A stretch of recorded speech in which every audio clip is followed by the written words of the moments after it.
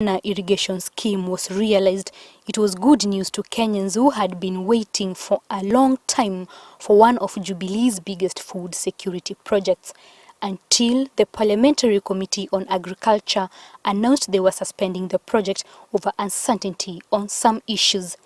The cost implication, the implementation rate, and the result of the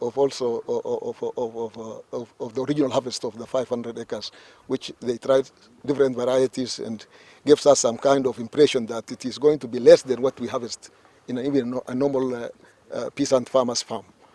But according to Water and Irrigation Cabinet Secretary Eugene Wamalwa, reports that each acre produced 10 bags of maize are not exactly accurate.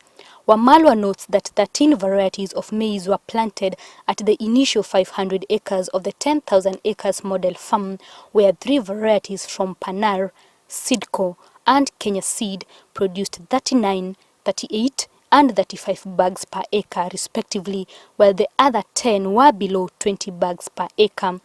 Only 7 of the planted varieties produced below 10 bags per acre.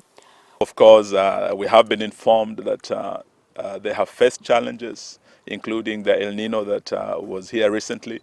But we are still very optimistic that when we come back after 2 weeks, after the harvest, we will be able to report back to the committee to give them exactly the details of how many bags per acre we have harvested from each of the 6 varieties before we now roll out to do the entire 10,000 acres. Wamalwa says that 2.5 billion shillings has been spent so far on the project, with most of the expenditure incurred in putting up the irrigation infrastructure required at the scheme, which include intake and pumping stations, pipelines, irrigation systems, as well as fencing and other farm machinery.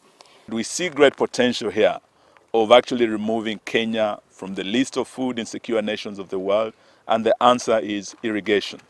The cost of the initial phase of the project has also been cut by half, from 14 billion shillings down to 7.2 billion shillings, considering the initial plan to build a maize factory, a school, a police station, greenhouses, as well as cold rooms has been reviewed. Rather than holding the entire demonstration farm at ransom, that we have to put every facility, schools and colleges, security, police station, those things are they're essential, but they should be able to come at their own right time. Once we have the model farm, we must now open up this place for private sector to come in. This is really the new roadmap, and we are looking at September. Between now and September, we should have completed it, and we have already carried out an expression of interest, and investors are already expressing interest. Now, whether or not the Galana Irrigation Scheme project proceeds as initially planned depends on the recommendations made by the Parliamentary Agriculture Committee. In the meantime, Kenyans can only hope that their only hope for a food secure nation is not trampled on. Ruth Mutegi for Channel 1 at the Galana Irrigation Scheme.